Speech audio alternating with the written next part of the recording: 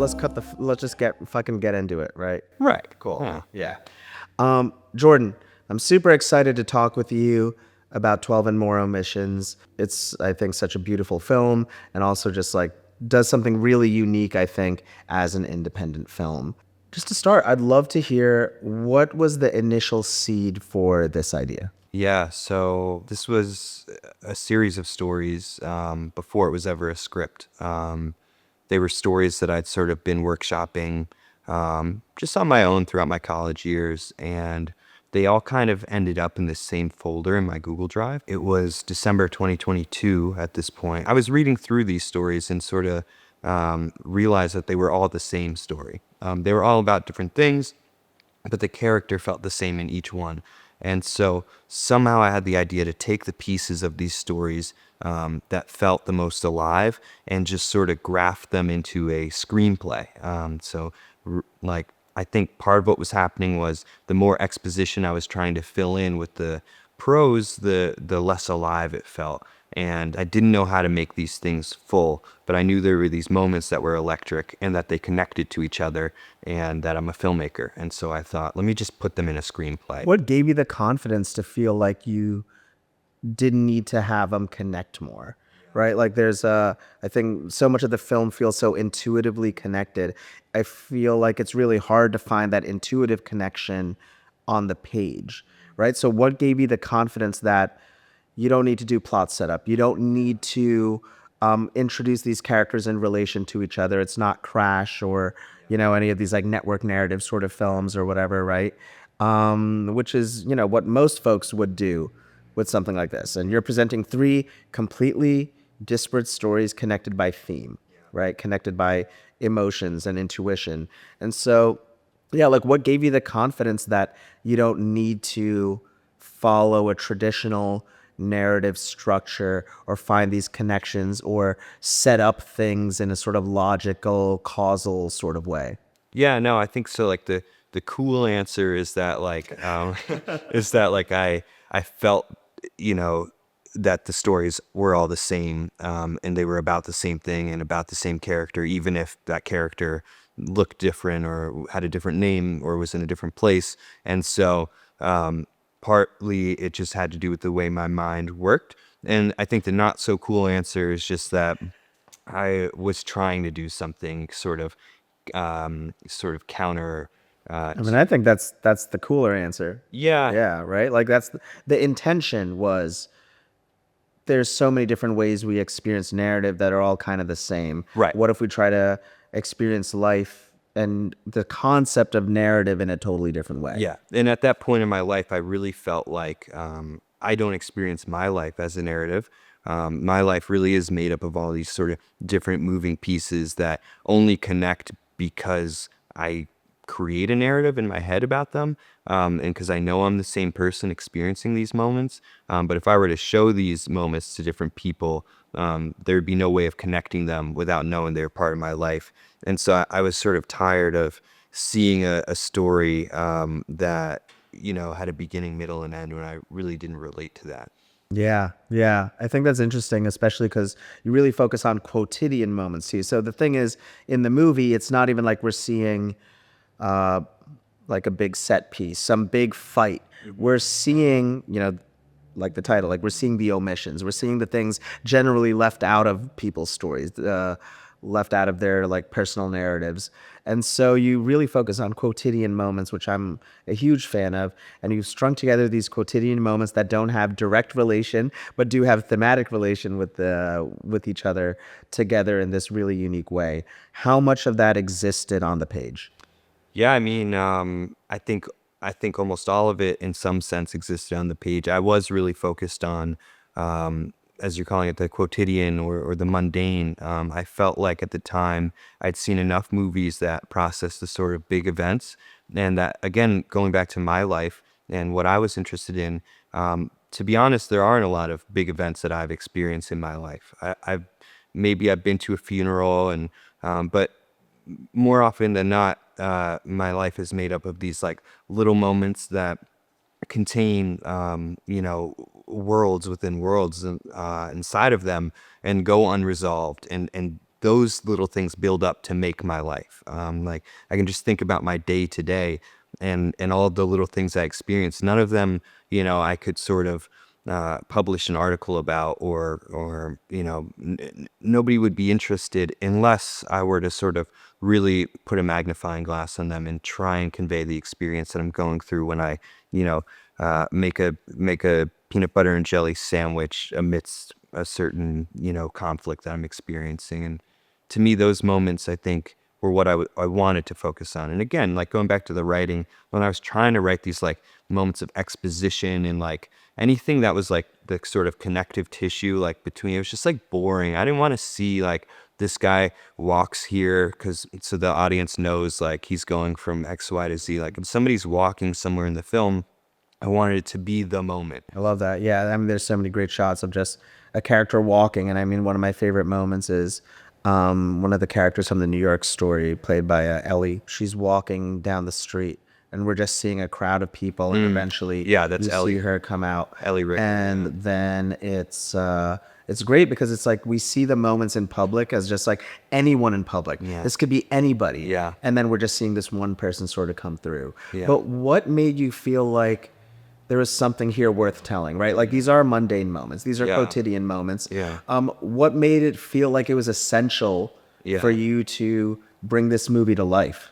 I think it goes back to like my sort of belief system, which has to do with the idea that these unresolved moments, these little moments, these things that make up our day to day, are more important than like this sort of, quote unquote big things. And I really think that's true. I think there's a lot of unnecessary suffering in the world because people can't just sit with themselves and sit with their silence and their suffering and be present in the moments when when something huge isn't going on.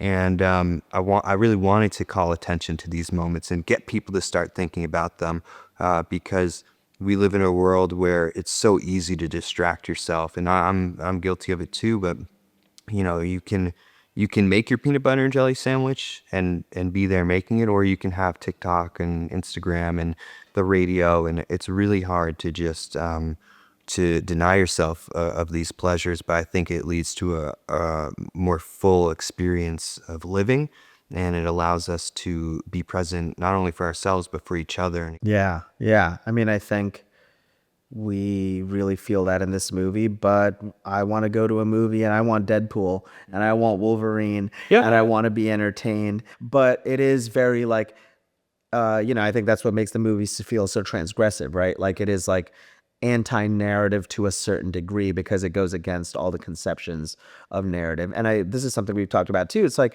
all these movies are all about like false values and false dreams and putting yourself in situations where that'll never be your life, but you experience it for 2 hours and then you're like, okay, that's cool. And then it's like the culture industry stuff. Like you just go back to your job and you're not thinking about it, right? Like, I think when we were talking about Deadpool and Wolverine, you were just like, the narrative is like, I need to matter. But like we don't, and no person watching it is going to really walk away with that takeaway of like, how do I do something in my life that really matters? Like that's like the theme in the film, but that's not going to really translate in some way. But why should someone watch your depressing movie? If I'm kidding about that. But like, why should someone watch your film, right? Like It's a great question. what do you want someone to get out of it? Just start off by addressing, like, I think a movie that takes you out of your life for 2 hours is a wonderful thing.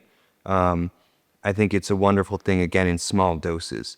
But for that to be the sort of pervasive narrative in our media, where the only thing you can see when you go to a mainstream movie theater is, like you said, a story about in order to matter as a human being, you have to save the world. Well, none of us are going to save the world, and so I don't know what kind of message that we're supposed to take away from that, other than sort of like hoping for something that will never happen to occur in my life. So yeah, I think it's sort of like building a healthy diet of like what we're eating and watching and reading, and so I think there are plenty of movies out there that are dealing with different sort of aspects of the human experience. And that if you're a sort of healthy consumer of media, you're trying to get a little bit of everything. And like, sometimes you're watching a movie that maybe it deals with the more disturbing aspects of human experience. Maybe you're watching a movie like my movie that has a little bit to do more with the quiet moments. Maybe you're watching a movie that has to do with like family. And then maybe you're also getting like your Casablanca, or you're something that's like giving you that taste of like this sort of like otherworldly romance, this tragic circumstance, and like all this. That's fine too. I wanted to make a movie that, there's the old saying, I think it's like, it's Toni Morrison that might have said, is like, write the book that you want to read. And like, this was kind of the movie that I wanted to see. And I rewatched it today, and at this point, it's been so long since I've made it that I'm really able to watch it from this removed perspective and be surprised by it. And I just really felt like this is exactly the movie that I love. Like, it's just sort of quiet, and there's like moments of harmony, little moments of disharmony, but it's sort of just like takes you on this ride of, like, for lack of a better word, like a vibe. And each scene sort of elicits a certain feeling, and it's not really too worried about how everything is connecting in a sort of like strict logical sense. Yeah. Okay, cool. So that then brings me to this question of structure and writing. You weave together these three different storylines, essentially. What did it look like on the page? Yeah, so it actually it is pretty similar to what you see in the movie. There are some In the like non-linear yeah. structure and everything? Yes, yeah, not it's almost so the only thing that's different is there are actually more characters and more stories. So the three groups of characters you see in the film, those are the ones that are in the script that repeat. Now, in the script, there are also little vignettes of characters that don't repeat. So you'll cut in between these three stories, you'll cut to someone completely new. And two things sort of happened in production that made me decide not to do that. One was I had no money left and I was completely drained, and I just felt like we just can't. But besides that, I was already worried enough about, okay, we got three disconnected narratives. What's going to happen if I throw in these? Like, it's too much, man. Too much. Yeah. No, So good I'm already call. asking Good too call. much of the Yeah. viewer. But I And, feel like you probably needed to write that stuff yeah. to still find, the shape and get to where you had to get to, right? Like, it needs to Definitely. get out of your head in some way. Yeah. And it's so funny. The things you cut, it's like you never actually think about them again. Right. I Like, don't- the minute don't miss you those say, at all. like, it's on the cutting room floor, you like cut it out of the script. You're like, oh, do I need this? Do I not? Yeah. And then you cut it. Literally never think about it. Yeah, I will say there's a couple shots. There's many shots that aren't in the movie that I'm a big fan of, but I don't miss them being in the movie. Yeah. And I found other ways to repurpose them for, like, in the menu titles on the Blu-ray or whatever. So Okay, so you've got the script, you've decided to make it, and you decide it's going to be three productions essentially. You're essentially making three short films, a couple months apart between them. First upstate New York, then Boston, and then New York City, right? So can you talk a little bit about the process of mounting the production? yeah, I think, like, a lot of filmmakers talk about ignorance in their early projects, and it's no different here. Like, I just had no idea how ridiculous of a venture this was that I was beginning.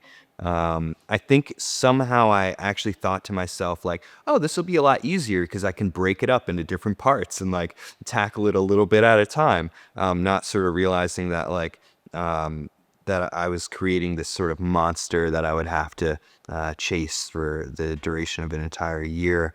So sort of just pure folly, to even attempt it. It's the magical thing of, like, being young is, like, you do get to do stuff like that, and I'll never sort of be able to do something like this again because I'll just never be able to convince myself to do it without money or It's kind of sad, It's just something Maya Deren talks about, like the art of the amateur, right? Like, the minute we become professional, then it's a whole different mindset. But like, the amateur is completely fearless. They don't know any wrong way of doing anything, and it's actually completely freeing. You work with a lot of really great actors on the screen over here, and I think what's really interesting about it is because we are dropping into these like heightened but quotidian moments in their lives. We're not really seeing backstory in a traditional way. We're not getting any kind of like exposition up to like their circumstances. A lot of it has to be sort of deduced. Um, what did it look like working with your actors in terms of information, director actor relationship, and also you're working with many different actors, and every actor is its own unique relationship, and you have to work differently with every actor, right? So, what did that kind of look like for you as a director? Yeah, so first of all, just want to thank Hudson Valley Casting and Heidi Eklund for getting us the access to these professional actors that I feel very lucky to have worked with. And then yeah, each location I sort of approached in this film in general, but especially with the actors as a workshop, as a way to try different things. And so with the Hudson Valley portion of the film, there were three actors. There was Vincent van der Velde, Jeremiah Wanutu, and Kathy Sweat. And so, first of all, we got upstate a day early, and we were able to meet with the guys who play the two brothers in the upstate portion. And we spent a lot of time. Even prior to that, we were on Zoom and we were doing, table read and notes and all that good stuff. And then we got upstate a day early, and we had the whole day to just sort of go over, do rehearsal, sort of at 50% half speed, and go over everything. And yeah, we had about, I'd say we probably worked with like 30 to 40 pages of script for this weekend. And so we rehearsed a lot, and there was sort of a more like theatrical approach to that story. And yeah, I mean, there's like, I could cut, and I did cut almost an hour of just that upstate story. It could be its own short film. It would be much more sort of like logical narrative progression. And I was playing with that at first, and I was, oh, maybe it's its own thing, or maybe all this stuff goes in the final movie. And a lot of it was uninteresting. And, take, for example, the scene when Jeremiah's character gets to the house and they have this sort of argument, and then Vince's character goes and does the laundry. That conversation is many, many pages of script. And there's a whole story about what Jeremiah's business is. Yeah. And I was just in the edit, and it's like, who cares? Yeah. Like, it doesn't matter. Who Like, what cares? matters is that they're having an argument. Yeah, And that can be exactly. accomplished in like 3 lines. Yeah. They're not having an argument, they conflict, and then Vince leaves, So it's like just cutting out a lot of the meat there. Well, so like, I mean, this is, we still got to talk about like Boston and New York, but something I think that could be a part of that conversation is you're creating a tone. And I think a director's job is to maintain that tone or control the tone in some ways, right? Like, how do you get everybody aligned with what you're imagining the tone to be across these different productions you needed to mount? Yeah. Yeah. I mean, I think for me at the time, like the way I felt about it was the process is going to dictate the tone. And so, like with these guys, this story is meant to be sort of like, it's almost very stiff in the way that it's filmed and the way that it feels. It's a story about an aging woman, and so it's not meant to be fun. It's not meant to be loose. And so we did approach this sort of very like there are notes and there's rehearsals, and we're sort of doing this in a very serious way. Whereas with the Boston story, this is a story about a college kid who's, for lack of a better word, basically an idiot and like trying to figure his life out. And so that was all about improv. We improved so much in that in Boston, and almost none of the improv is in the movie. I wasn't sure whether it was going to be in the movie or not, but it certainly dictated the tone as far as how the characters were interacting with each other, and changed the performances as the scene got going, as opposed to just starting from where the script begins. And then New York, these two girls, they're supposed to be longtime best friends, and so we had the privilege of all living in New York City and being able to hang out a lot before the shoot and build that kind of chemistry. And yeah, we did our rehearsals and whatnot, but really in those moments I wasn't worried about, like, we did our table reads, but like I didn't really care, first of all because in the casting, these two girls immediately had chemistry. It was like they were friends. It was like they were sisters almost. And so, and then they're both professionals. I knew whatever they were gonna do in the movie was gonna be great. So I wasn't super worried about like the rehearsal as much as like, let's go hang out. We went to hang out at Brick Arts Media and like at those cafes and like those cafe tables and you know, had pastries and like talked about the script, but really we were just like gossiping and hanging out. I believe in that too. I feel like just like hanging out and like getting an understanding of like these characters, like don't need to drill, drill heavy. I think what I found like that was my favorite process. The over rehearsing that I did upstate is not something I'm going to take with me again. I think it may hopefully it served that story. And then improv stuff, I'm probably unless the story really calls for it. And I think that story really did. It was meant to be super like all over the place and conversational, but I probably won't take a lot of improv with me. Well, improv either works or it doesn't, and it usually only works the first time. And so if you're building it off improv, you can't like improvise again on the second take. Then it becomes you're trying to capture like a certain magic, and then it's like I don't know. It's tricky working with improv. Yeah, and actors are actors; they're not writers, and so I mean, some of them are, but But you can't always be a writer on the spot. right, yeah, nobody can. So it's sort of like I think we can just be honest. Like improv sucks. It's like I've never gone to any kind of improv show and been and like enjoyed it. There's that great bit in 21 Jump Street where he's like shouting things out, and then the group's like, "Yeah, it's called improv." Oh no, Chan Tatum's like, "Oh, why don't you like prepare some material?" It's like, "That's stand up. That's a different form." It's like, "Yeah, stand up. That's what you should do. Stand up's funny, you know." But I do feel Stand-up's good. I feel like improv is a little bit of like the director or writer abdicating responsibility Yeah. for what they should be preparing.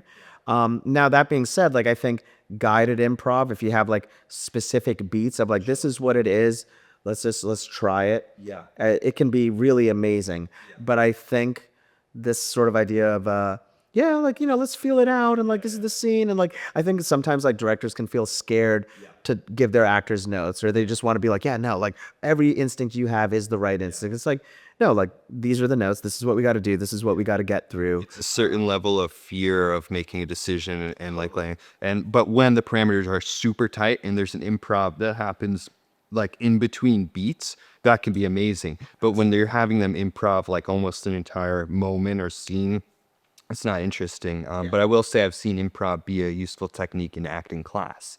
And I think that's maybe where it belongs. Yeah. All right, so let's talk about directing. What does good directing mean to you? Something I learned is I realized that you can be much more direct with actors. And I'd learned all this film school thing of like, you need to like psychologize and like trick your actor or like come up with all these like stories to get them to do what you want to do. And like, you can kind of just tell your actor, like, these are professional, like they do this for a living. So you can just tell them like, make it bigger, and like, as opposed to like telling them like that their brother died off stage, whatever. Like, it's just like, Bedard would just say faster or slower. Right, yeah, faster, slower. These sort of very simple like parameters as far as like what kind of performance you're looking for. But I think it really is like one of the most difficult things in the world to kind of convey how you imagine it in your head, which will never be a real thing, to the actor, and like learning how to let go and make a decision in the moment of, oh, that's really good. That's a positive thing for the performance that I didn't think of, versus, okay, they're doing something that I didn't imagine, and here's why it's not good for the script. And so like staying really true to your intentions of what each moment means. There are many facets to directing. Totally. And I don't know if I could just say like one thing or another that makes a good director. I think ultimately when I watch a film, what makes a good director to me is like there's an individual vision that's being successfully expressed, even if I don't understand what that vision is or means. When you were talking, it was kind of making me think about there are directors where it's like, okay, I have this in my head and I need to, with exacting precision, bring it to life as best as I can.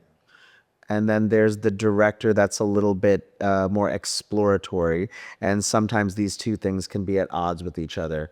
And sometimes I find it actually like, I think the most nerve-wracking moment on a set is after the director calls cut and before you go again or you move on. Because in those moments, it's like everyone is looking to you for what are we doing and what's the note or what's that. And sometimes, speaking for myself, like I don't have the note. Yeah. I just watched that. I just also experienced it. It's not like this is sometimes there's like very specific things where you are like, okay, no, like this line should feel a little sharper, you know, like a little bit more of an attack over here, or like let's do that turn around this corner or whatever, like specific blocking related things or whatever. But sometimes you're also just like looking to be surprised, and like it's one of those things like you kind of know it, you kind of don't. But I find that to be like sort of one of the more nerve-wracking parts of like directing, just because it's you also are in a state of like sort of discovery with every single take. So what did you look for from take to take, and when would you know that you had it? Yeah, and the other thing to add to that is like we're not working with $1 million budgets where there's like 30 people controlling the frame. Like oftentimes it's one guy operating and pulling focus, and like maybe he's even got a pair of headphones on too. So it's like sometimes that's what you're looking for. It's like, is the camera move okay? And it's splitting your attention between multiple different, I'm like checking with my sound guy who's just my friend, and being like, hey, is this set? So it's like, it's not just that I'm looking for performance, which sort of is a new challenge or an added challenge to being an indie director, along with the fact that we don't have a million takes. Like if we go over, there's no tomorrow. Like I don't have money to rent out this gear again. So we have a limited amount of time. I think, I guess it just goes down to like, did it feel like what it was in my head? Or was it something different that I can't give a note to in a positive way? That there's that scene with Armani, who plays the college student, apologizing to his roommate for not doing the dishes. This very simple moment in the script that probably wouldn't have made the movie if he didn't turn it into this beautiful scene where he's really doing these things with his face and suffering. He's suffering in that moment, picking at the flour, and then he finally, face in his hands, and like does the really quiet sorry. And it's a beautiful moment. Yeah, one of my favorite moments in the film. Yeah, yeah, and that's all him. There's something in the script that he took way further than my imagination. So a lot of it is just, it's not actually stressful. It's like just being continually surprised, and I think in general you kind of know, like the easy thing about directing is a lot of times when something's just flat or bad, Yeah. so that's not it, Right, And then you have yeah. to figure out, all right, what is it? What's the note? Right, like defining it in relation to what it's not, and I find that Yeah. to be really helpful. Yeah. When I'm directing, I'm always thinking of like, okay, what are all the different ways, and what's the wrong way? What are all the wrong ways, and that'll help me discover the right way. Yep, comes down to being prepared, like going over your script and like thinking what the pitfalls are, and doing those table. I think a good like half speed table read where nobody's trying that hard, because then you can really see like what the actor's natural See, instinct I is. believe it's the opposite of the half speed. It's the double time. So I don't mean speed as far as like duration. I mean effort. Like Oh, sure. Yeah. like going half effort. I feel like there should be like literally no acting until you're rolling camera. Yeah, and I think that you really see how the actor's naturally going to approach things, and you can write in your notebooks like, they say this bad. Watch out for that on set. They say it's stupid. But as far as actual speed, I think actual speed is something I came to later after taking acting classes, and seeing that note being given in these rehearsals, do it faster, and seeing how that really forces the actor to lose a lot of the affectation and like overthinking and yeah. When you're directing, what are you looking at? Are you sitting by camera looking at actors? Are you looking at a director's monitor? Are you in Video Village? I mean, it's an indie film. There's no Video Village. But like, where are you, and why? Why is that the place for you to be when you're directing? So in college, I thought I was really smart, that I'd gamed the system, and that the true auteur watches the scene as it happens. They don't look at the monitor. They're I seeing thought that too. right. I feel the exact opposite now. Exactly. Yeah. And I did that for an entire short film, and then I went home to edit it, and I was like, oh fuck, like none of this is what happened, because it just something. It's some weird. It's optics or it's magic or whatever you want to call it, but it changes when it's in the camera and when it's in the headphones. And so yeah, I'm firmly planted with the, I would love to have a video village and all that stuff, but I don't. So what I have is just if I'm lucky, a handheld monitor, and I'm as close to set as possible. I'm probably near the DP so that I can be giving them instructions as well. And I ideally have a headphone so I can be listening. And I've been in situations where I don't have access to that. That's really tough, because it's at least half the performance is happening in the sound, if not more or all of it. And so that's really hard to overcome. And then upstate, I didn't have a director's monitor. I had this like $50 like portable monitor that I could connect to the camera with an HDMI, and it was snowing out, and I had it in like a satchel, and I was like looking at it. And so, yeah, I mean, I think you want to see what the viewer's seeing. Like if I could carry around like a 500-inch like silver screen and like sitting there and like eat popcorn and watch it while the movie was going on, and then pop out and talk to the actors, I would. I almost want to do it like those old large format cameras where there's like the little cover you need to put over your head. So it's like, all right, let me hide myself from everyone. Just hide, hide in this cocoon, and just see what the camera's gonna see. Right. And I really, I kind of was the same way too. Like at first, like, yeah, like watching what the actors are doing. It's like, that's not what it is. But I mean, for a long time before video taps, when we were shooting on film, like that is what it was, right? You trust your cinematographer to do it. And it's not coming from like a lack of trust. It's coming really more from like, well, now that I'm like, this tool exists, I do want to be able to see what it's going to look like, and I could stay connected to it in like a different way. And I feel like back then too, like directors really were, but like way back in the day, like thought of more as like directing actors, right? And that's not. They were hiring directors from the theater world, and they were working with actors. But yeah, I mean, it was also this isn't like a pretend, like it truly was a different medium. Yeah. And what we have now is a completely different thing than shooting on a film camera in 1960, where like a DP was a magician that like looked through the hole and like was shaping light, purely based off of math. Like we're working with a completely different medium. Yeah. I mean, I feel like people do it, or they find ways to like try to match what you're doing digitally with like process of film, especially like directors that don't want to shoot a billion takes. And it's like, okay, how do we be rehearsed and figure stuff out? And not like, so when we're rolling, we're not just going to roll on rehearsals and roll all day and watch playback. I never watch. No, do you watch playback? No, there's no time for that. No point. Yeah, it would slow down the whole thing.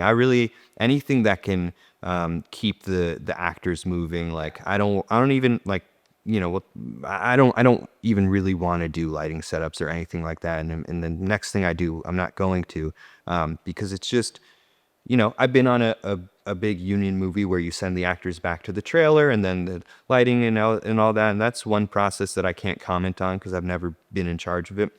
But when you're doing a very low budget movie and the actors are standing there and you have like one grip that's like moving lights around, it's forget about it. Like it's not worth it. And you're destroying the momentum of your film. And I think that really shows up. And so anything that can keep that sort of momentum rolling, I'm all for. And certainly watching playback is not one of those things. And also just like nobody else. I don't want anybody else looking at it, Yeah. Then it gets into like micromanagey. Yeah. Everyone's like, actually, like, let's adjust this over here. The actor's like, can I see? And then they're like super in their head. And even the DP I don't think, need to see it. Like, I really believe like the DP should trust the director. And it's like, there should be the mutual bond of like, dude, I got you. Like, we're on the same page. And so I'm watching, you're watching, like, we're gonna compare notes after, but let's not go into the library and press play. Right. Yeah. Totally. Tell me about the structure of the film found through editing. And I know we've had these conversations throughout the process, and there's a lot of different things. There's a time where it was going to be three separate short films. There's a time where it was going to be chapter one, and then followed by chapter two, then followed by chapter three, the episodes. Then you've ultimately ended up at this, again, very intuitively edited piece that's really rooted in all the things that you talked about the movie really wanting to capture, and just dropping into these emotions. But it took a while. It took many different cuts to get there, right? Like, tell me a little bit about the process of getting there in your edit. What are some of the things that you needed to try, or like let go of, to be able to get to where you ended up? I think I'll say first, I'm fairly certain I didn't try cutting anything until all of the footage was shot. And what I mean by that is we shot over the course of a year, even though it's 3 stories. Part of the weight was crowdfunding and just getting production mounted in each stage. And so from March to December of 2023, we shot this film. And I'm fairly certain that I didn't go in at any point until December 11th, I believe, was the final date. And look at anything, or look is a strong, but edit anything before it was all done, all wrapped. I don't know if that's a good thing or a bad thing, but that's how I approached it. Once everything was in the can, I somehow decided that these were 3 separate films. I think I felt that I had changed too much as a filmmaker. I think, well, really, ultimately, I was scared of making the film that I had set out to make, and I wanted to save it in post and make 3 films that were narrative, sort of, structurally sound, logical films, and could be understood by a larger audience and weren't taking as much of a risk. Then I edited 3 sort of 40-minute each films. That's about how long each one was. And they were really dry and sort of overwrought and frankly boring. And I was sort of shopping them around, like showing them to people and just getting this, people meaning like you and a couple other trusted eyes, and just sort of getting this feedback of like, you know, and then I went back to the edit, and a number of things happened. I can't even remember, but somehow I ended up at episode format, and I took sort of the way I did in the writing process. I just took like the meat of each, thing, but I turned them into episodes, and I was going to make a blog. I was going to release them on like a blog each week. Somewhere, something happened in between those 2 stages. I don't even know like what forms they took, but they got to the episodes. And then I think at some point I just said, all right, well, I have the episodes and I kind of like them. Let me just see what would happen if I edited this the way that I wrote it. And I just went through the script, ordering it in that sort of interwoven, like, anthology style. And it still wasn't the right order. It wasn't the order I landed on, but it sort of felt like, ooh, there's like a cool energy here, the way they clash. It's like one story's mid progress and it just cuts to the next one. And so then from there, I made different cuts. I made a Shaun cut. I don't know if I ever told you that, but I was like, how would Shaun edit this? And I did it that way. Wait, and what did that? Because I remember at one point I told you to like embrace the jump cut. Yes, right? yes. So a lot more elliptical editing, and like I took that to the extreme. Yeah. And so, and then I watched that back, and there were a lot of moments from that Shaun cut that made it into the final cut. And I Or took those sort of more moments. like interruptions. Yes. Like those moments where it's just like, Yeah. Yeah. I mean, yeah. So, like there was a cut of the upstate story where we filmed all of that cooking. And so in the film, you can see the food is hot because there's like the lines coming up, but we really had Vince cook that entire meal. And so there's like almost like 30 to 40 minutes of a cooking. And I showed you that. I can't believe you allowed me to show you that, but I showed you that. And just as one scene in the film though. And you were like, yeah, I don't think that's interesting. And I was dead set. I was like, no, the audience has to watch the entire cooking process. I feel it's like you in that moment, and lots of filmmakers Yeah. mistake. You see Jean Dielman. Yeah, yeah. And you're like, oh well, Chantal Ackerman's like, it's a scene of like someone boiling potatoes Yeah. and like peeling potatoes, but Yeah. like there's a lot more behind it in that moment. Yeah.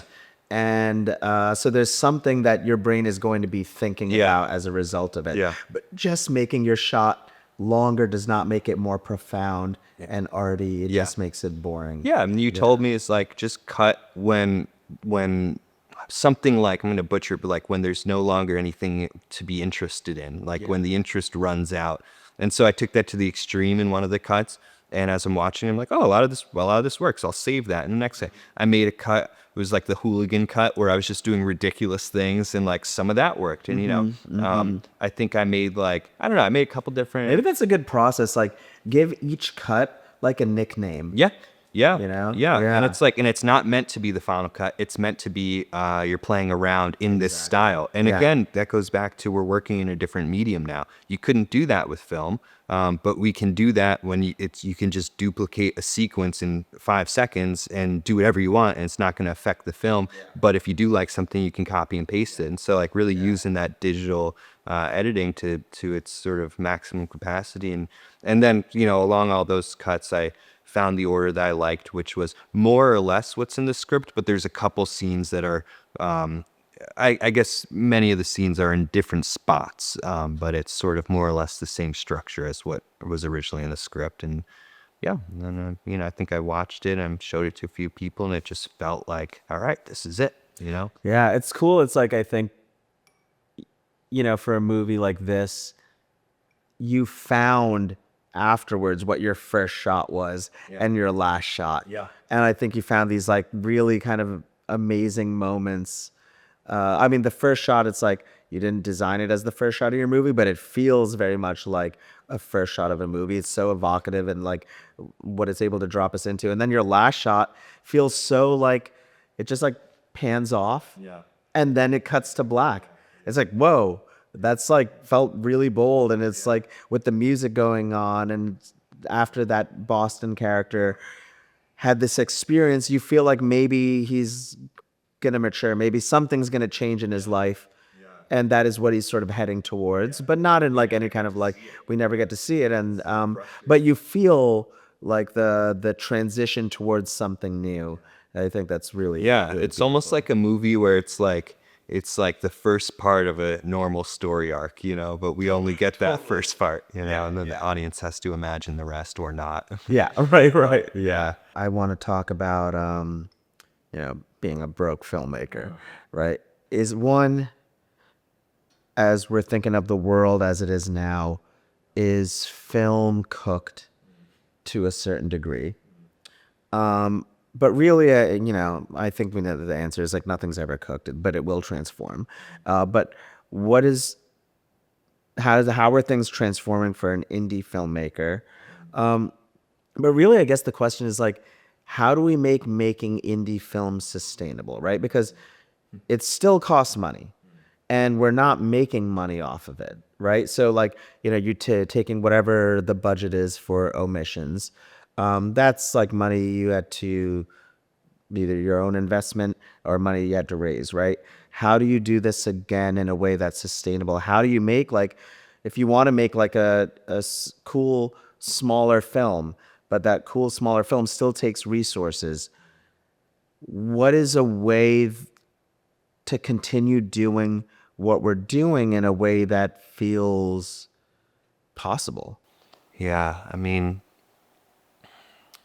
I guess I'll start by saying that when I was in college, I studied under Ray Carney, the film writer, most known for his works on John Cassavetes. And he showed us this film, Playtime, by Jacques Tati. And that film famously bankrupted Tati. And it's a wonderful film. It's one of the greatest movies ever made. It's one of the greatest works of art ever made. Carney looked at us, tears in his eyes, and he said, when you make a film like this, you have to be prepared for it to be the last film you'll ever make. And that's the reality. As far as anything outside of myself, like, is film this or that. How do we as indie filmmakers do this? I don't know. I just don't know. I'm first of all, like, I try not to be connected with anything like as far like larger. It's just too overwhelming for me, frankly. If we feel art is subjugated now, well, it's always been that way. This has always been art's place in society, and That's true. It's not new. it's not new. You can go back to Chekhov, and Chekhov was writing about it, and so. But yeah, I think whatever. I don't know. I just can't worry about it. Like I can't be Yeah. overwhelmed by this stuff. And is film cooked or not? I don't know. I like watching movies and I like making them, so I'm gonna keep doing that. And if everybody else moves on, I'll be okay. And our film, how do we make it more sustainable? I don't know. I don't know how to do it, but I know that the next movie I want to make, I have a plan for how to do it, and it involves spending $0, and I think it's achievable. I'll have to feed people, so I'll spend money in that way, but I'm not gonna go into debt on this next one. So That's great. I think there's like it's kind of comes down to just we need to conceive of the film within the realms of production means, right? And I think we've talked about this before of like indie film cosplaying as like a Hollywood production, and it's like it's not that. Like we gotta look at it for what it is and what is achievable, and work within that and produce within that to be able to make it happen. yeah, I think I've been on a lot of sets that are operating at very low budgets, where the production team is under this illusion that we're making the Hollywood film. We have these lighting units coming in that can't be operated with the amount of grips we have. And it doesn't look good. It doesn't feel good. The whole set kind of is slow and cumbersome.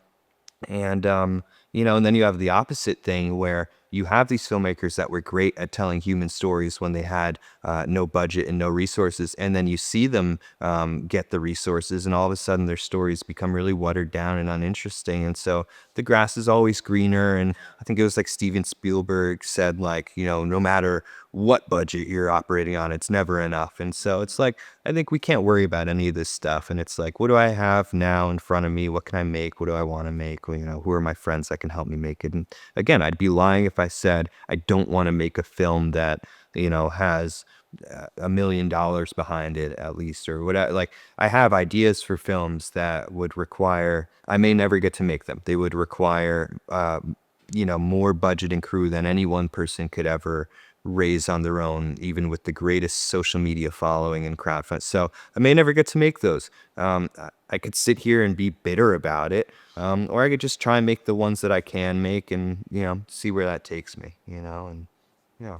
That's awesome. That's the pull. That's the pull quote video over there. I think that's something a lot of indie filmmakers need to hear, what you just said. My last question. What's next? Tell us about your next project. I do have a script. I don't know what to say about it. I mean, it's very different than Omissions. It, you know, it's it's this weird thing of like you start to think, oh, what kind of filmmaker am I going to be? It's like Wim Wenders, where every film is like a different movie, or is it like Ozu, where every film is the same movie, or like is it like this? And like I'm trying not to think about any of that.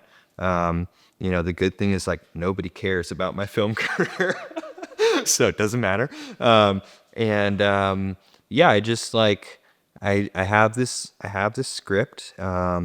It sort of I don't know what to say about it. It's something I'm excited about. It's something that I'm teaming up with a filmmaker named Aaron Bartuska to make.